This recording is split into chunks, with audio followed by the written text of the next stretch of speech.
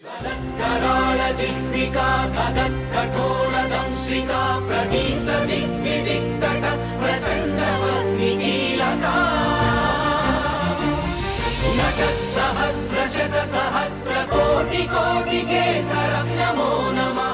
देव सवितास्माकं धियो धर्मादिगोचराः प्रेरयेत् तस्य यद्भर्गः त्वरेण्यमुपास्महे।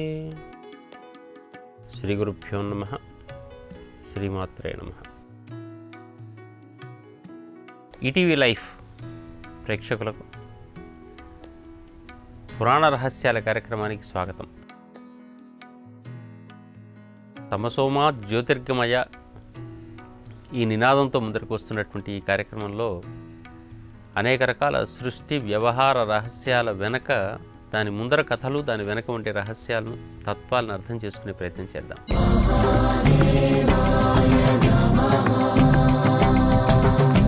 అనేక రకాల కథలు, గాథలు, విష్ణువు, శివుడు, అమ్మవారు, పూజలు అన్నీ కూడా మనకు కనపడుతున్నాయి. శంకరాచార్యుల వారు కూడా షణ్మత స్థాపకుడు అని చెప్పేసి మనకు కనపడుతూ ఉంది. ఆ షణ్మతాల లోపల మనకు ఉన్నటువంటిది శైవము, వైష్ణవము, శాక్తేయము, ఆ తర్వాత సౌరము, కౌమారము, గాణాపత్యం అని చెప్పేసి 6 ఉన్నాయి. చాలా ఉన్నాయి మతాలు. ఆ మతాల లోపల నుంచి ఈ 6టిని లోకంలో తప్పనిసరిగా వాడండి అని చెప్పేసి అటువంటి విధానాలకే మనం పంచాయతన పూజలని ఇంకేవో మనం చేస్తూ ఉంటుంటాం. ఇటువంటి ధర్మాన్ని అంతా కూడా మనం దృష్టిలో పెట్టుకుని ఆలోచన చేయాలి. లోకంలో అసలు ఈ భూమి మీద వాతావరణం ఎప్పుడు ఏర్పడి ఉంటుంది? అంతకుముందు ఈ భూమి ఎట్లా ఉండి ఉండాలి? అసలు ఇవాళందరం మనం బతుకుతున్నామంటే దేనివల్ల బతుకుతున్నాం? ఆ బతికేటటువంటి దానిని మన వాళ్ళు గుర్తించారా లేదా? గుర్తించినప్పుడు దానికి ఇచ్చిన స్థానం ఏమిటి? ఈ విషయాన్ని అధ్యయనం చేయడం మొదలుపెట్టాలి.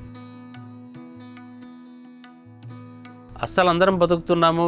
మన కేవలం మనుషులమే కాదండి, లోకంలో ఉండేటువంటి అనేక రకాల జీవులు బతికేటువంటి విధానం అంతా కూడా ఆక్సిజన్ వల్ల బతుకుతున్నాయి. ఆమ్లజని అంటున్నాను దీన్ని.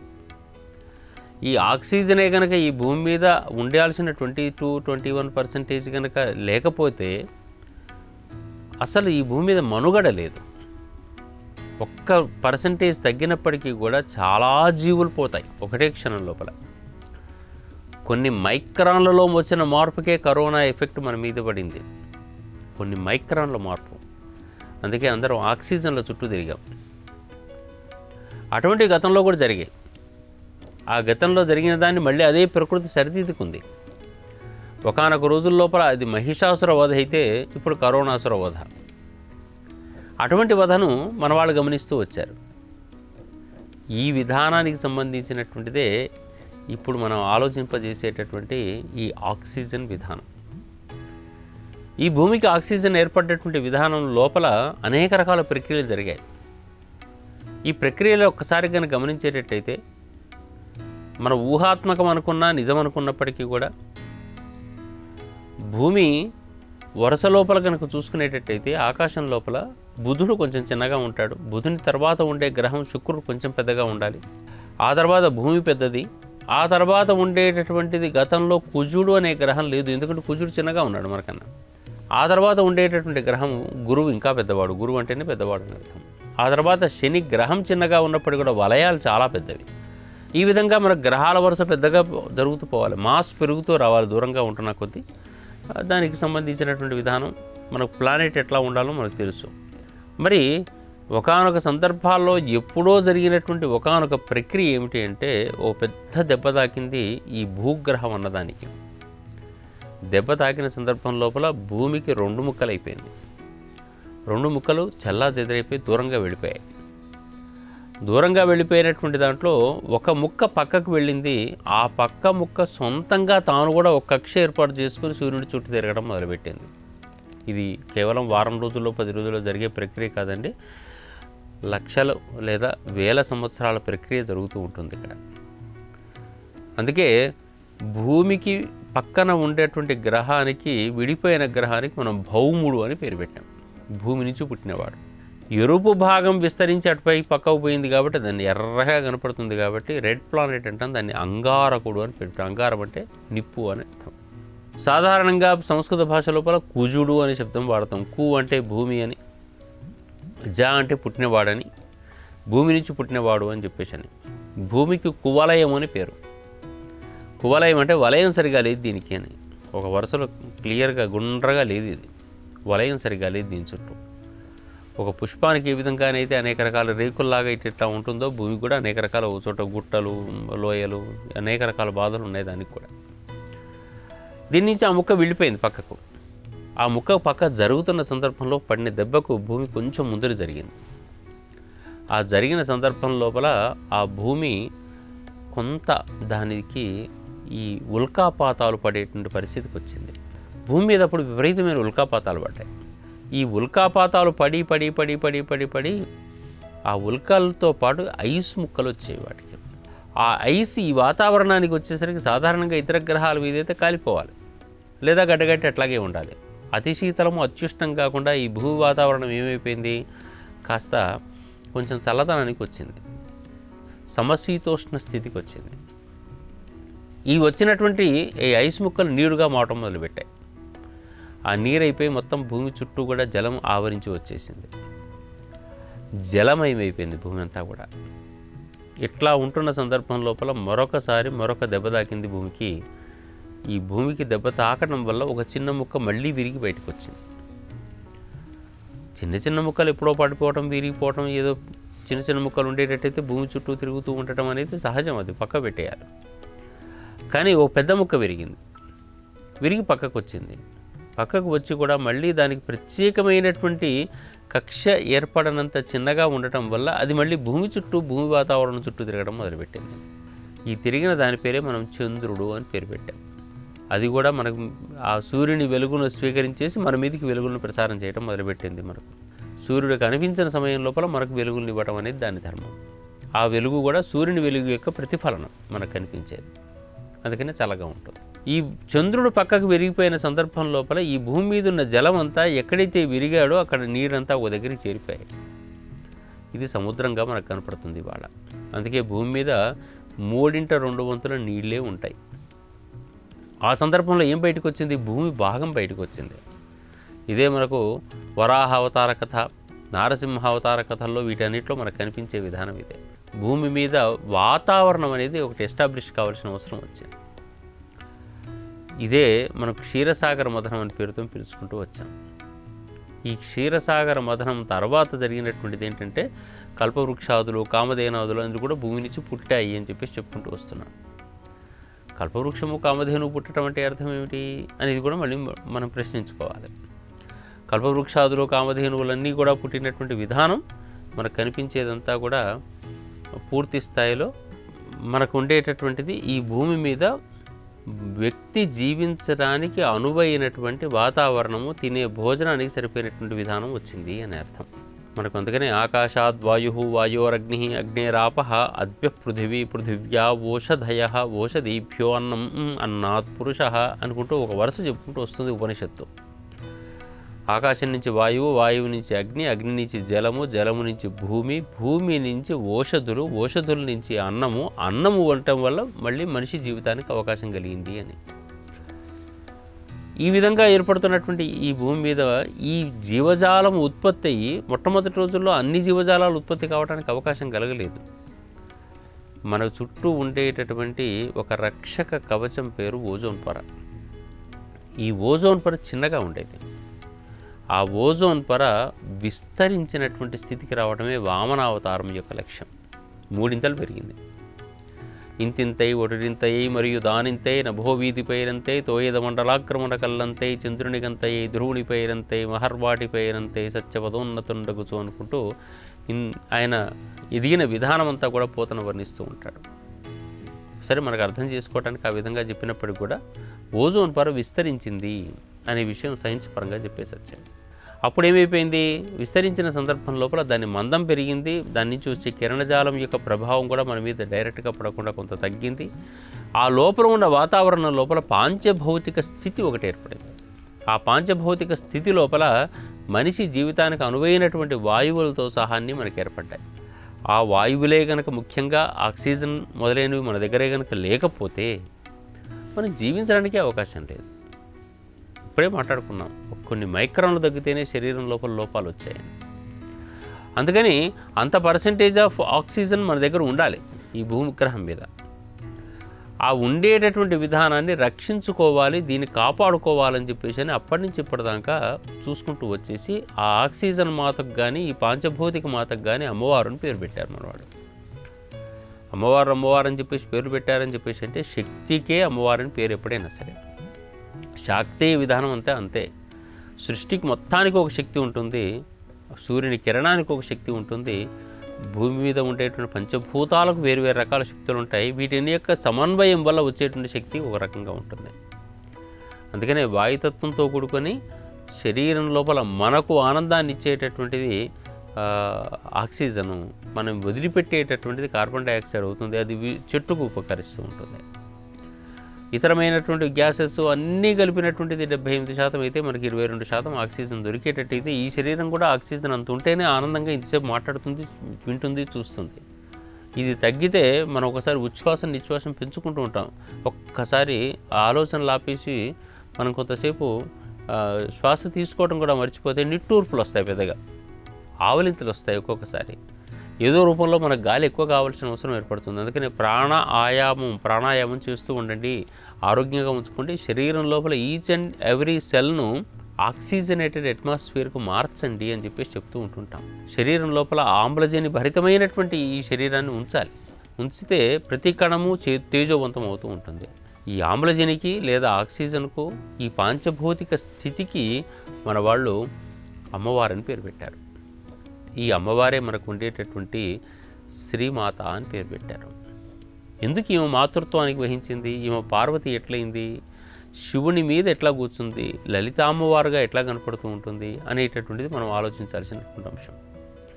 లలితాదేవి మన ఛాయాచిత్రాలు మనం చాలాసార్లు చూసుంటాం ఇప్పటికీ. అక్కడ సరే మిగిలినటువంటి చర్చ అంతా పక్క పెట్టినా శివుడు పడుకొని ఉంటాడు, శివుడి మీద కూర్చున్నట్టుగా కనిపించేటటువంటి ఛాయాచిత్రం ఆయన జ్ఞానభావనకు తగ్గట్టుగా ఆ బొమ్మ వేసి మనకు చూపించాడు. స్వామి మీద ఆయన కూర్చోవటం ఏమిటి అని చెప్పేసి అని అంటాం. పంచప్రేతాసనాసీన అని చెప్పేసి ఏదో లెక్కలు చెప్పుకుంటూ వస్తాం. ఆమె కూర్చుంది అని చెప్పి శ్రీమాత, శ్రీ మహారాజ్ఞి, శ్రీమత్ సింహాసనేశ్వరి ఇంతవరకు బాగానే వింటున్నాం. ఆమె మాత అని, మహారాజ్ఞి గొప్పది అని చెప్పేసి అని, సింహాసనం మీద అధిష్ఠించింది అని, ఆ సింహాసనం భర్త అని, భర్తగా మనం భావన చేసే అంశం. సృష్టి శక్తులకు భర్త ఏంటి, భార్య ఏంటి. ఆ తర్వాత ఏంటి, చిదగ్నికుండ సంభూత, చైతన్యం అనే అగ్నికుండంలో పుట్టినటువంటిది అని చెప్పేసి అని. ఇది ఇటువంటి ప్రదేశాల్లోనే మనకు సైన్స్ వైపు దృష్టి పెట్టాల్సిన అవసరం అవుతుంది. ఈ దేవకార్య సముద్యత అంటారు. దేవకార్యం ఏమిటంటే ఈ లోకాన్ని బతికించడమే దేవకార్యం. చైతన్యం అనే అగ్నికుండంలో పుట్టింది అంటే ఈ సైన్స్ ప్రకారంగా ఆక్సిజన్ ఉత్పత్తి కావాలంటే ఈ విధంగా పుట్టాలి అనేటువంటి విధానం. లలితాదేవి ఎక్కడ కూర్చున్నది లేదా శ్రీమాత ఎక్కడ కూర్చున్నది అనుకుంటే శివుని మీద అని. శివుడు భూగ్రహము చుట్టూ కూడా ఆవరించి ఉన్నటువంటిది ఈ లలిత, పంచభూతాత్మికమైనటువంటి లలిత లేదా శ్రీమాత. మాత అనే శబ్దం ఎందుకు వాడుకుంటూ వచ్చారు?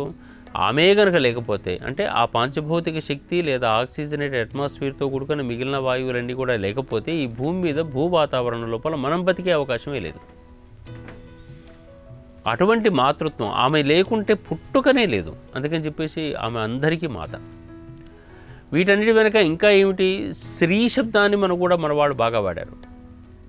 శ్రీ శబ్దంలో స, ర, ఈ, ష, ర, ఈం అనే శబ్దాలు ఉండేటట్టయితే ఆ 3 అక్షరాలు శ్రీం అనే శబ్దాన్ని వాడుతూ ఉంటుంటే శరీరంలో ఆక్సిజనేటెడ్ అట్మాస్ఫియర్ పెంచుతుంది అని చెప్పేసి మన పూర్వీకుల పరిశోధన. ఆ పూర్వీకుల పరిశోధన వల్ల శ్రీ శ్రీ శ్రీ శ్రీమాత, శ్రీ మహారాజ్ఞి, శ్రీమత్ సింహాసనేశ్వరి పదాలన్నీ దైవ సంబంధమైనవి కాకుండా ఎక్కడైనా శ్రీం అనే శబ్దాన్ని వాడుతూ ఉంటుంటాం తప్పనిసరిగా. ఓం శ్రీం ఈ పదాలు. ఇంకా భార్యకు శ్రీమతిని, భర్తకు శ్రీవారు అని, శ్రీయుత గౌరవనీయులైన ఎక్కడైనా సరే మనకు శ్రీవాణి గిరిజాశ్చరాయ దదుతం అనుకుంటూ నన్నయ్య రాసిన, ఎవరు ఏది రాసినా ఏం చేసినా శ్రీకారంతో మొదలుపెట్టారు. అందుకని ఏదైనా కానీ మొదలుపెట్టారంటే శ్రీకారం చుట్టారు రా వీరు అంటాడు. శ్రీకారం మొత్తం కూడా శ్రీతో కూడుకున్నటువంటిది అని అర్థం. ఈ శ్రీమయంగా మార్చిపారేశారు, శ్రీప్రదంగా చేశారు ప్రశాంతాన్ని, లోకాన్నంతటి కూడా. అందుకని ఈ శ్రీ శబ్దం అనేటువంటి పరమ పూజ్య శ్రీ శ్రీ శ్రీ ఫలాని స్వామివారు అని చెప్పేసి అని అంటారు. ఎక్కడైనా సరే ఈ అక్షరాన్ని అధికంగా ఉచ్చరించడం వల్ల మన శరీరం లోపల ఇది పెరుగుతుంది. అందుకనే వేదం లోపల ఈ సూక్తానికి శ్రీ సూక్తం అనే పేరు పెట్టారు. శ్రీ సూక్తం లోపల మళ్ళీ దేవతా స్వరూపాన్ని ఏం చెప్పారు? ఈం అనే చెప్పారు. తాం పద్మినీం ఈం శరణమహం ప్రపద్యే అలక్ష్మీర్మేనస్య తాం త్వామృణే. ఈంకార రూపిణి అయినటువంటి అమ్మవారిని, అంటే ఈం శబ్దం అమ్మవారికి సంకేతంగా కనుక భావన చేస్తే అదేం చేస్తుంది? లక్ష్మీప్రదమైనటువంటి మన దేహం అయితే ఆ ఈంకారం మనం అధికంగా ఉచ్చరిస్తూ ఉండేటట్టయితే ఆ ఈం సారాతో కలుపుకుంటే శ్రీం శబ్దాన్ని బాగా ఉచ్చరిస్తూ ఉంటుంటే మన చుట్టూ అలక్ష్మి నివారించబడుతుంది అన్నాడు. అలక్ష్మి నివారించబడటం అనగానే మనకి వెంటనే ఏం గుర్తొస్తుంటుంది? మన ఇంట్లో అనేక రకాల సంపదలు, డబ్బులు వచ్చేస్తాయి అని చెప్పేసి మనం ఈ పనులు చేస్తూ ఉంటాం. సరే, మంచిదే. అది కూడా మీరు ఆరోగ్యంగా, ఐశ్వర్యంగా, ఆనందంగా కనుక ఉండేటట్టయితేనే సంపాదించగలిగిన శక్తి వస్తుంది. మనం ఈశ్వరోమని మనుషులు ఉంటే దేశమే గది బాగుపడినాయి అని చెప్పేసి అన్నట్టుగా మన మొహాలన్నీ కూడా వాడిపోకూడదు. మన మొహం ఆనందప్రదంగా ఉండాలి, ఆరోగ్యప్రదంగా ఉండాలి. ఈ ఆరోగ్యం బాగుండాలంటే మన లోపల శక్తి ఉండాలి, ప్రతి కణంలోనూ శక్తి ఉండాలి. ఆ శక్తి స్వరూపానికి ఈంకార స్వరూపిణి ఈమె. ఈం ఆక్సిజన్, మనకు కనిపించేటటువంటి ఆక్సిజన్ అన్నమాట. ఆ ఈంను అనేక చోట్లలో కలపడానికి ప్రయత్నం చేసి హ్రీం, శ్రీం, ఈ పదాలన్నీ, క్లీం, ఈ పదాలన్నీ కూడా ఈం ఈం ఈం అనే శబ్దాలకే వాడుతూ ఉంటుంటారు. అందుకనే తాం పద్మినీం ఈం శరణమహం ప్రపద్యే అంటుంటారు. దానికి వేరు వేరు అక్షరాలు కలపడం వల్ల హకారం అనేది ఆకాశతత్వం, రకారం అనేది అగ్నితత్వం, ఇట్లా శకారం సర్వతత్వానికి సంకేతం. ఈ రూపంలో అనేక రకాల తత్వాలను కలుపుకుంటూ ఈంకారాన్ని కలుపుకునేటువంటి సంప్రదాయం మన వాళ్ళు తీసుకొచ్చారు. ఈ రూపాన్ని మనం దృష్టిలో పెట్టుకొని ఈ ఆక్సిజన్ అట్మాస్ఫియర్ అనేది బాగా ఉండేటట్టయితే సంపదలు ఎట్లా వస్తుంటాయి అంటే వీడు ఆరోగ్యంగా ఉంటాడు. మొట్టమొదలు ఈ భూమి ఆరోగ్యంగా ఉంటుంది, ఈ వ్యక్తులు ఆరోగ్యంగా ఉంటారు, ఈ విధానం అంతా ఆరోగ్యంగా ఉంటుంది, ఈ సమాజం ఆరోగ్యంగా ఉంటుంది. అందుకని ఈ సమాజం ఆరోగ్యం ఇప్పుడు మనకు గతంలో మొన్ననే తెలిసినటువంటిది. కరోనా సందర్భం లోపల మన వాళ్ళు సమాజం ఎట్లా ఇబ్బంది పడింది, వ్యక్తులు ఎట్లా ఇబ్బంది పడ్డారు, కుటుంబాలు ఎట్లా ఇబ్బంది పడ్డాయి, అసలు అనేక రకాల ధనధాన్య దోషాలు ఏ విధంగా ఏర్పడ్డాయి, మనిషి బతుకు అసలు పరమార్థం ఏమైనా ఉందా, ఏ క్షణానికి ఏమవుతాడో అర్థం కానటువంటి ఒకనొక దుస్థితి, ఎన్ని రకాల ఇబ్బందులు పడ్డామో మనకందరికీ తెలిసిందే. ఇదే ప్రళయం అంటే, అంతకన్నా వేరే ప్రళయాలు ఉండవు. ఇదే ఇంకొంచెం పెరిగి ఉంటే ఇప్పటికే కోట్ల మంది పోయారు, ఇంకా కొన్ని కోట్లు పోయేవి. ప్రపంచం మొత్తానికి విస్తరించిందే. ఆనాటి రోజుల్లో రక్తబీజుడు అనేవాడు ఉండేవాడు అని చెప్పేసి అంటారు. ఒక చుక్క పడితే 100 యోజనాలు విస్తరించాయని. అందుకనే ఒక రాష్ట్రం మొత్తానికి విస్తరించాలంటే ఒక వ్యక్తికి వస్తే చాలు, మొత్తం రాష్ట్రం మొత్తానికి వచ్చేసింది. అది బీజత్వం. మళ్ళీ అదే మనం ప్రకృతి శక్తి సమాప్తం కనుక వచ్చినప్పుడు మాత్రమే అది మళ్ళీ సాధ్యం అవుతూ ఉంటుంది. అందుకే ఈ భూమి మీద ఆక్సిజన్ బాగా పెంచుకునేటువంటి మార్గాలను మన వాళ్ళు గమనించాలని చెప్పేసి చెప్పుకుంటూ వచ్చారు. ఆ ఆక్సిజన్ పెంచేటువంటి మార్గమే ఈ శ్రీమాత పూజ, అర్చన. కేవలం పారాయణం చేయడం ఒకటే కాదండి. పారాయణ క్రమం వెనక ఉండేటువంటి తత్వం నీ శరీరం లోపల ఆక్సిజన్ పెంచుకో, నీ చుట్టూ కూడా ఆక్సిజన్ పెంచు, పవిత్రత ఏర్పరిచి. నీ చుట్టూ మారేడు చుట్లు పెడితే ఆక్సిజన్ పెరుగుతుందని చెప్పేసి అదే శ్రీ సూక్తం చెప్తుంది. ఆదిత్యవర్ణే తపసోది శాతో వనస్పతిస్తవ వృక్షో అథ బిల్వః తస్య ఫలాని తపసా అనుదంతు మాయా అంతరాయాశ్చ బాహ్య అలక్ష్మీ అని చెప్పేసి చెప్తూ ఉంటుంది. నువ్వు బిల్వవృక్షాలు పెంచు. శివుని మీద బిల్వవృక్షాలు పెట్టడం, శివుని మీద తులసి వృక్షాలు పెట్టడం అంటే ఈ భూమి మీద తులసి వనాలను, అదేవిధంగా బిల్వ వనాలను బాగా పెంచుకుంటూ కనుక పోయేటట్టయితే తప్పనిసరిగా ఆక్సిజన్ అట్మాస్ఫియర్ బాగా పెరుగుతుంది అని చెప్పడం అన్నమాట. దాని కాయలను, పండ్లను వేరు రూపాల్లో హోమం చేసేటట్టయితే ప్రకృతిలో కాలుష్యాలు తగ్గుతాయని చెప్పడం అనేటటువంటిది. అనవసరమైనటువంటి వాయువులు మన దగ్గరికి రావు, చుట్టుపక్కల ఆనంద స్థితి ఏర్పడుతుంటుందని. అందుకని శ్రీమాత భావనంతా కూడా, మాతృత్వ భావనంతా కూడా ఏదైతే నీకు మూలం ఉండేటట్టయితే ఈ లోకంలో సృష్టి ఏర్పడుతుంటుందో, ఏది లేకపోతే సృష్టి మొత్తం ఆగిపోతుంటుందో, జీవము మామూలు జనమే కాదు ఏ జీవము పుట్టకుండా ఉంటుందో ఆమె శ్రీమాత అవుతుంది. ఆమె మహారాజ్ఞి లోకానికి. ఆమెనే ఒక సింహాసనం మీద కూర్చున్నటువంటి తల్లి. అటువంటి శ్రీమాతను మనం శ్రీ సూక్త రూపంలో చూస్తూ ఉండేటట్టయితే అనేక రూపాల్లో దర్శనమిస్తూ ఉంటుంది. జలంలో నువ్వే ఉన్నావు తల్లి అంటుంటారు. ఆ జలంలో ఉన్నటువంటి దాన్ని ఫలానాయన ఋషి గమనించాడమ్మా అంటాడు. అసలు నువ్వు ఎట్లా కనపడుతున్నావు మాకు అని చెప్పేసి అంటే పసుపు వర్ణంలో కనపడుతున్నావు అంటాడు. ఆ అణువుల యొక్క విధానం మనం గమనించేటట్టయితే అవన్నీ అట్లాగే కనపడతాయి. హిరణ్యవర్ణాం హరిణీం సువర్ణ రజత స్రజాం, బంగారము వెండితో కూడుకున్నటువంటి విధానం అంటాడు. ఇదంతా ఎక్కడి నుంచి తీసుకొచ్చారు అని చెప్పేసానంటే కాంసో ఓ స్మితాం హిరణ్య ప్రాకారాం అన్నాడు. ఈ హిరణ్య ప్రాకారమైనటువంటి దాని లోతు మధ్యలో ఉండేటటువంటిది ఈమె. బయటికి వెళ్తే వేరే ఉన్నారు, వాళ్ళు జ్వాలామాలిని వాళ్ళంతా కూడా అది సూర్యునికి సంకేతంగా వెళ్తూ ఉంటారు.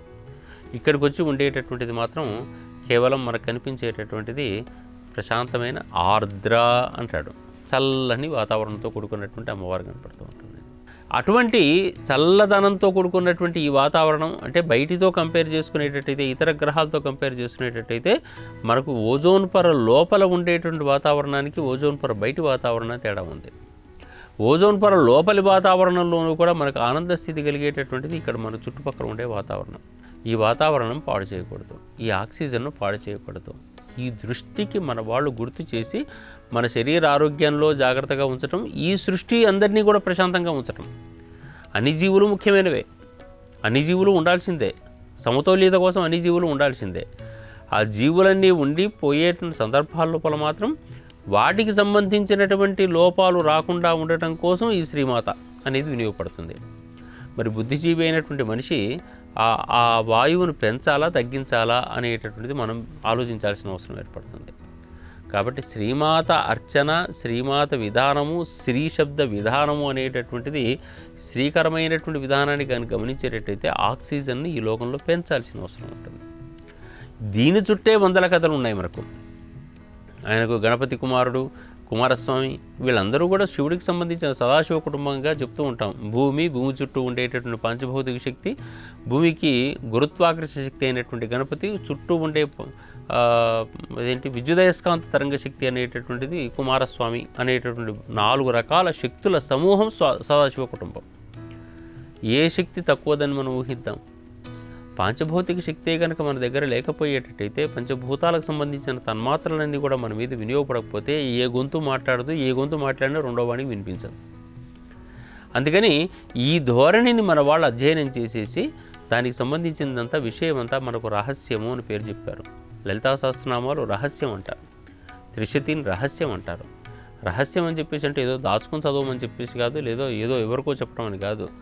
దీని వెనక ఉండేటటువంటిది ఒక శాస్త్రవేత్త మాత్రమే తెలుసుకోగలుగుతాడు. సాధారణంగా పారాయణం చేసుకుంటూ ఉన్నప్పుడు దానికి కేవలం శబ్దార్థ విధానం కనపడుతూ ఉంటుంది, కానీ వెనకకు ఉండేటటువంటిది ఒక గొప్ప సైన్స్. ఆ సైన్స్ను బాగా చదవాలి అని చెప్పడం అన్నమాట. సైన్స్ అనగానే అదేదో వేరే సబ్జెక్ట్ అని కాదండి, మన జీవితం అంతా సైన్సే.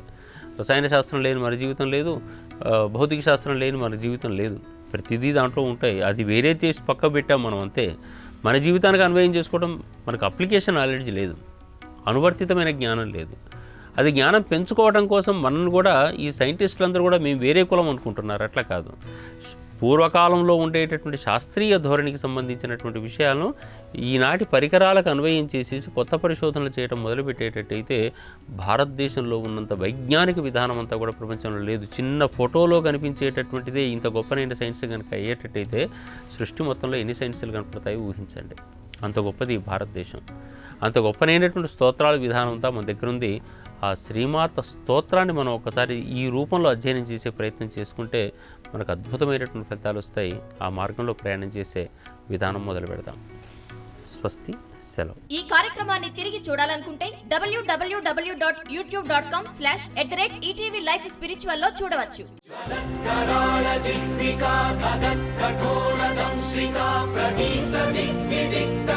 ప్రచండ